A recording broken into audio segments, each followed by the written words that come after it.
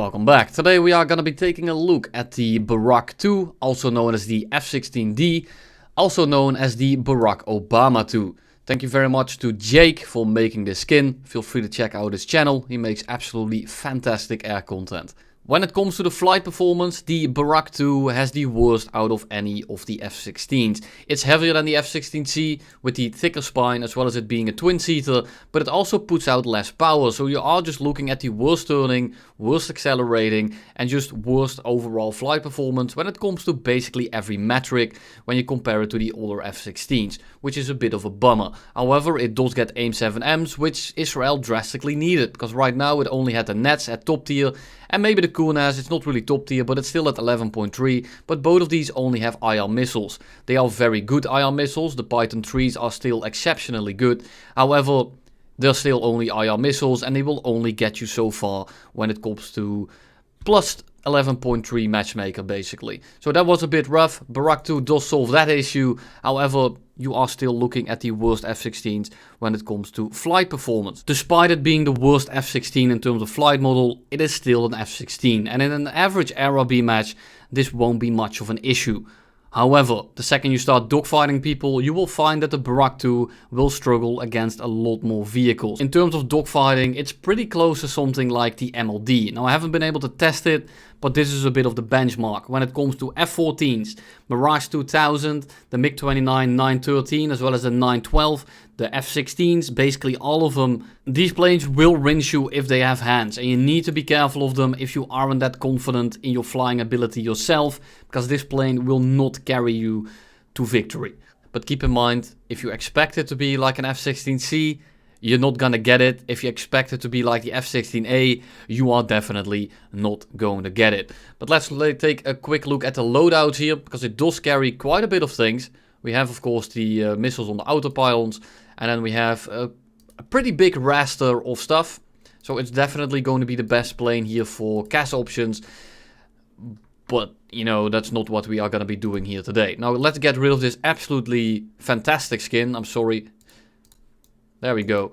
That's a skin that you find standard. And this is the one that you find for 200 GE and you get some orange stripes on the tail. Not a big fan of it. We are going to be rocking the standard today. Despite these nerfs to the flight performance, it's still an F-16 with an absolutely fantastic kit. You have an HMD, fantastic missiles, good amount of countermeasures, and you are just going to let the kit do the flying for you. You don't really need to worry about the flight performance all that much. You're just gonna be zipping across the map like you do with the F-16C, and you're just gonna take a shit on everyone that flies in front of you. Now, if you do get into scenarios where it does become important, you mainly want to be wary of older F-16s and the MiG-29s. With the German one, you can tell from afar that you will not be able to dogfight it because it is not an SMT. With the Russian one, it's a little bit more annoying because if you aren't looking at the kill feed, if you aren't looking at missiles coming 90 degrees off the rails, which indicates that it's an SMT, you might just be absolutely jump scared by the fact that it doesn't say SMT next to its name, meaning that it will win the dogfight. SMTs, on the other hand, you will just absolutely run circles around without much issue. Granted, he doesn't R-73 you out of the air before you even get into the merge. Just be wary of the missiles that thing might sling at you. With the F-14 and the Mirage, just make it do 2 turns and run away, should be dealt with pretty handily. But all in all, top tier is not about flight performance for the most part, it's all about your kit, making sure you kill people, and you don't really get random people riding your ass. For example, a random Yak 141 that you crit with the Vulcan in the head-on a little bit earlier, that then kinda comes out of nowhere because he has been chasing you around for the last 10 minutes. Ah yeah, just like that one. Kinda lost sight of him. We're gonna try to accelerate away to like Mach 1, but he's going a bit quicker. We know that he isn't that fast. So I just want to get the separation up. I'm gonna use the terrain here to kinda obstruct his view, but he takes a wide line and he just stays directly on me. Slightly unlucky. And then I just think to myself, we're just gonna try to reverse him, try to get him as slow as possible. If he goes into VTOL, I will just run away. He goes slow, no missiles left. Luckily, I have 2 teammates coming in, so all I have to do now is make sure that I just dive away and get my separation. And just like with the F-16C, I like to just kind of come in from an off angle. But with this thing, it's even more important because you don't have the dogfighting capabilities to deal with something like Mirages, F-14s, stuff like that. So I'd rather just kind of play it a bit safer, and we play it a little bit more cautiously. We try to not get jumped. We get Ward Hunter on our ass, and he is not going to be catching us. Not easily anyway. So we just kind of make sure that he doesn't kill us from 3 kilometers away. He shoots a missile at us. We get a track warning, launch warning. So I just go to the deck, dump the missile into the ground. We kept him straight for the teammate. He gets absolutely blown apart. And now we're free to do whatever we want. So we turn around, we go back into the fight.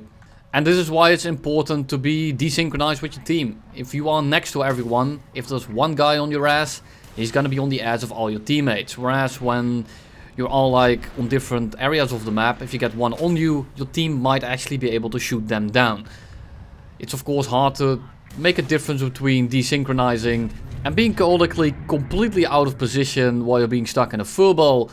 But it comes with experience. You'll get the hang of it. I have to say that I'm out of position myself quite often as well. And it's just very hard to predict what your teammates are going to be doing. And because they're so fast and because they turn around so quickly, accelerate away, if you don't look at your teammates for like 15 seconds, they might just be 15 kilometers away going for someone else when you thought you set someone up. It's not always obvious to your teammates what you are doing either. This unpredictability goes both ways. You are unpredictable as well. If you put a lot of thought in your gameplay, your team won't notice that, because they are not looking at your screen. They are not looking inside your head. And even though it really feels like it sometimes, they are in fact not actually inside of your walls. But now we are in a little bit of a pickle. We have an MLD which is quite close to us in a dogfight. I'm not entirely sure which one would win in that. And then we have the MiG-29, which is the 913, because we saw him get a kill with an R60M earlier. And then we have the F-16, of which we don't know the designation, because he hasn't gotten a kill yet. So we go defensive against the first missile, and I'm hoping that it's his last missile, because he already got 2 kills. He shot 2 missiles into the air, and he might have shot more missiles into the air that I haven't seen.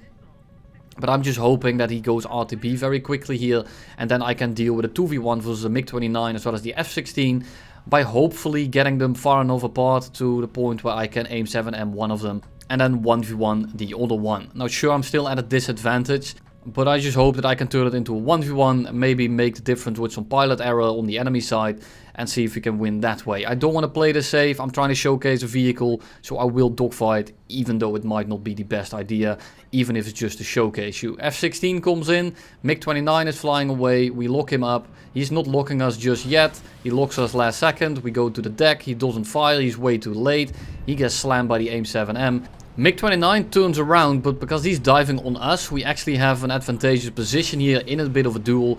So I'm just gonna shoot an AIM-9M off, see if he can maybe get a lucky connect. It does not. However, we are still in a decent position.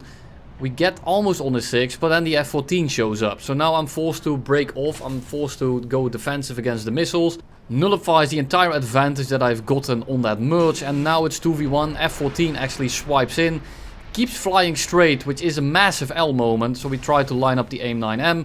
Hopefully it hits him from behind. It's an F-14, he's very hot. AIM-9Ms have been treating me quite nicely, especially from behind, so I expected him to die and then be stuck in a 1v1 with the MiG-29. However, as per usual, the one time you need a missile to work, it doesn't work at all. F-14 dives in 90 degrees on top. Luckily we are low enough to the point where he can't really engage us. He shoots a missile off, but we flare it. And then the F-14 goes into an horizontal turn, which I didn't expect. So I'm now forced to break off and fly away horizontally. I'm running kind of low on fuel, which helps me in my performance. But it's also making it a little bit difficult to really keep this up, because I don't have much time left to continue doing this. So I'm going to try to stay at around 800-ish. Loop into them while they're flying next to each other. Go vertical. Listen to that F-14 just spray his ass off. And he hits nothing except for his teammate. And after hitting his teammate, he decides to go too slow and end up directly in front of us.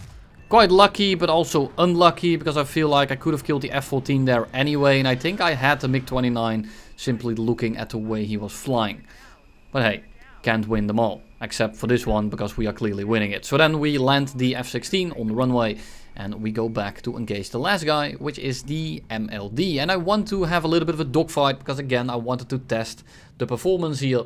I took off with less fuel as per usual, as we do when it's a 1v1, to be a bit lighter, to have more performance, and I'm just using the rocks here to make sure that I don't get missiled by something that shouldn't have hit me. We go underneath him, we get a good position, we pitch up straight into him, and he just runs away. And I could have shot the AIM-9M here, but I didn't. I felt that I wanted to dogfight him, so I'm gonna give him another pass. We are blind hunted, so he knows where we are. We turn on the smoke.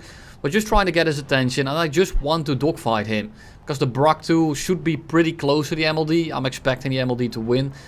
But I am not entirely sure. So I wanted to test it. But this guy just doesn't want to fight me. He's not really doing anything. So at this point I just think to myself, fuck it. We're just gonna kill him. We line up the missile. We shoot it off. Doesn't track. Doesn't really matter because he's taking such a wide line where I can just reposition and line up the guns. Down goes the MLD. On to the next match.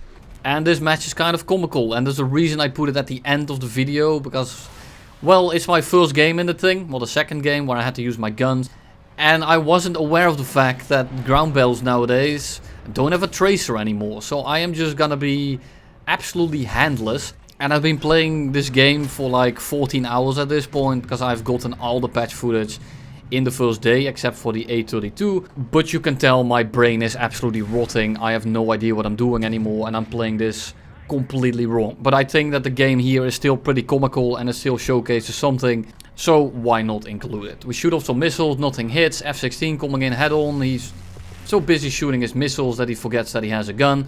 We shoot him down in the head on, and at this point we're already half ammo, and we only gotten one gun kill. We start riding the ass of the other F-16.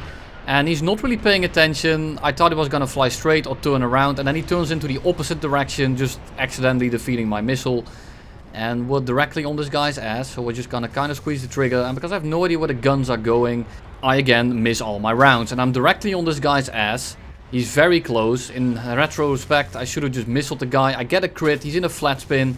But I'm greedy, and I wanted to make sure that it didn't get stolen. And that's at the end of the day a big mistake that I made, because now I'm out of cannon rounds. But I do have 3 missiles left, and we are gonna try to get enough kills to make sure that we win. My brain rot is kind of fading at the moment, so I'm hoping that I can actually get something done and salvage this game. Because right now it's a small game, and those are the best games to show on YouTube in my opinion. F-14 is busy, so I hope that this missile will track and that he just ignores it. Now I have an F-16 on my left, but also in front, but I can't really run away from him, because then my team won't be able to catch him. So I defend against the first one, defend against the second one, go back to defending towards the first one, but I gave him the 6 to my entire team that was coming in from his behind. If I had pushed straight on towards the city there, my team wouldn't have been able to help me, because I would have outran them the same way I would have outran the guy on my 6. And this way I don't get anywhere. So I let the guy on my 6, I let him engage me, lose a ton of speed, snake him in front of my team, and then he just gets clubbed out of the air. F4S has absolutely no chance in that kind of aspect. And now we have 1 missile left. And a bit of a dream, so all I need to do now is get on the 6 of someone that's slow enough, and then we can just shoot this missile off and be done with it. For now I'm actually keeping my speed. F-16 goes down, another F4S comes in from an off angle, and I'm just trying to make sure that I'm gonna get a good angle here, so I don't shoot it in the head on. It's pretty reliable, but I'm not gonna actually bet on it, so I'm instead gonna loop over and see if I can actually shoot it from behind. Now we do get directly behind him, but he starts turning in towards the nets, which means that he's gonna go head on with us again. So I'm just gonna cut throttle, go a little bit off angle, pull in behind him. Expected him to turn after the nets, he doesn't. He actually goes head on with the ML, puts the L into ML, shoots him down with an AIM-7F, goes head on with a second guy, also clubs him out of the air. And I'm directly on this guy 6, he's going defensive. Perfect angle, we shoot the missile, and just before it hits the nets, shoulder fires a Python 3. And because being team killed by Pythons has been a bit of a reoccurring theme the last few days, I am rather surprised that that didn't blow me up. For the love of God, people, don't shoulder fire missiles when you are second in line, unless you are 100% sure that that missile is not gonna be team killing. 9 out of 10 times it won't, but very often you'll find people in the chat say, "Oh, I didn't even have you locked." Yeah, but there's still another hot target directly in front of the seeker cone. F-16 eats the AIM-7 directly on the forehead, and he's gonna end up kissing that mountain over there the same way I'm gonna be kissing your mother tonight. Thank you all for watching, and you'll see me in the next one.